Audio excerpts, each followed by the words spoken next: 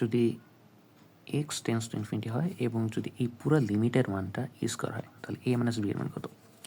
এভাবে কোশ্চেনগুলো সলভ করার আগে আমরা একটু আরেকবার আমাদের পুরাতন পড়াগুলো রিভাইজ দিয়ে নিই। সেটা হচ্ছে, আমরা জানি যে যদি এক্স টেন্স টু ইনফিনিটি হয় তাহলে 1+1/x two the power x, অথবা যদি এক্সের মান যদি 0-র দিকে যায় এবং এই অবস্থা যদি 1+x এই ফরম্যাট থাকে, তাহলে সেক্ষেত্রে তাদের লিমিটের মান ই হয়।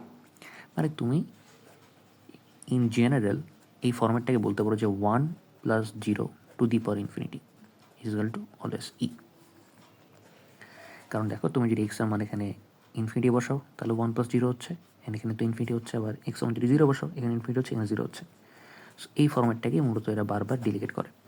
এখন আমি যদি আমাদের আগের প্রবলেমটা নিয়ে আসি, তাহলে এটা সলভ করার ক্ষেত্রে আমরা এই ফর্মুলাটা ইউজ করব। যখন দেখবা যে এক্স টেন্স টু ইনফিনিটি আসে এবং এই টাইপের ফর্ম্যাট দেয়া, ইন দ্যাট কেস যখন দেখা যাচ্ছে যে উপরে নিচে ভাগ করে আমাদের কোনো লাভ নাই, তখন আমরা এই প্রসেসটা ফলো করার ট্রাই করব। এবং এই ক্ষেত্রে একটা বিষয় মনে রাখবা যে তোমার এই ফর্ম্যাটে দেওয়ার সাথে সাথে তোমার এখানে পাওয়ার হিসেবে এক্সের কোনো একটা এক্সপ্রেশন দেওয়া থাকবে। তাহলে আমি এখান থেকে ট্রাই করবো, আমাকে যদি এ মাইনাস বি এর মানটা বের করতে বলছে, আমি কোনোভাবে এই এক্সপ্রেশনে এ মাইনাস বি নিয়ে আসা যায় কিনা সেটা ট্রাই করব। আচ্ছা, তাহলে আমি লিখলাম 1+a-b divide by x plus B. তাহলে দেখো আলটিমেটলি আমার লবের মধ্যে যে এক্স প্লাস এ, সেটা এক্স প্লাস এটাই থাকতেছে টু দি পাওয়ার, আমি এখন এটা উল্টা করে লিখব, হোল টু দি পাওয়ার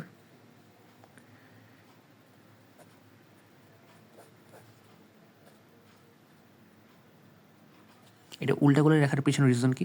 দেখো, এক্সের মান যদি আমার ইনফিনিটি হয়, তাহলে আমি যদি এখানে ইনফিনিটি বসাই, ইনফিনিটির মান তো এমনিতেই অনেক বড়, ইনফিনিটি অ্যাকচুয়ালি তো অনেক বড় একটা মান, এবং এর সাথে আমি যদি একটা ছোটো মান যোগও দিই তাও এটা ইনফিনিটি থাকবে, এবং সেই ইনফিনিটি দিয়ে আমি যদি যে কোনো সংখ্যাকে ভাগ দিই আলটিমেটলি আমার এখানকার মানটা 0 দাঁড়াবে। আবার আমি যদি উপরে লবের দিকে থাকি, এক্সের মানটা ইনফিনিটি আছে, এটার সাথে আমি যদি একটা ছোট্ট একটা সংখ্যা যোগ দিই তাহলে আমার ইনফিনিটি থাকতেছে, এবং এই ইনফিনিটিকে আমি যদি অন্য কোনো একটা সংখ্যা দিয়ে ভাগ দিই তাহলেও আমার ইনফিনিটি থাকবে। তার মানে পুরো স্ট্রাকচারটা আমাদের আবার এই যে 1+0 all two the power infinity এই ফর্মেটের মধ্যে চলে আসতেছে। তাহলে আমরা সরাসরি আমাদের এই ফর্মুলাটা খাটাতে পারি যে limit x tends to infinity, এই পুরোটার বদলে আমরা লিখতে পারি হচ্ছে e to the power a minus b divided by x plus b into a plus b plus twice x is equal to a square. আচ্ছা, এখন আমরা এক্সের যে মানটা, সেই মানটা যদি আমি এখানে ইনপুট দিয়ে দিই তাহলে কীরকম দাঁড়াবে? আমি যদি এক্সের যে মান, এটা এই মানটা আমি যদি এখানে ইনপুট দিই, এখন ইনপুট দেওয়ার আগে আমরা একটা সুবিধাজনক ফরম্যাট ক্রিয়েট করে নিই। আমরা একটা কাজ করবো, সেটা হচ্ছে আমাদের এক্সপোনেনশিয়ালের উপরে যে পাওয়ারগুলো আছে সেই পাওয়ারগুলোকে আমরা এক্স দিয়ে ভাগ দিয়ে দিই, সেই পাওয়ারের পুরো হর এবং লবকে এক্স দিয়ে ভাগ দিয়ে দিই। আমি যদি জাস্ট লবকে ভাগ দিই তাহলে আলটিমেটলি আমার যেটা চলে আসবে সেটা হচ্ছে a plus b divide by x plus 2, লব আর হরকে যদি ভাগ দিই তাহলে 1+b/x is equal to a square, যেখানে limit tends to x tends to infinity. এখন আমি যদি এখানে এক্সের মানগুলো বসাই দিই, আমি যদি এক্সের মান এখানে ইনফিনিটি বসাই দিই এটা আলটিমেটলি 0 হয়ে যাবে, এক্সের মান যদি আমি যদি এখানে ইনফিনিটি বসাই দিই এটা আলটিমেটলি 0 হয়ে যাবে। তার মানে শুধু থাকবে আমার e to the power a minus b into 2 is equal to a square.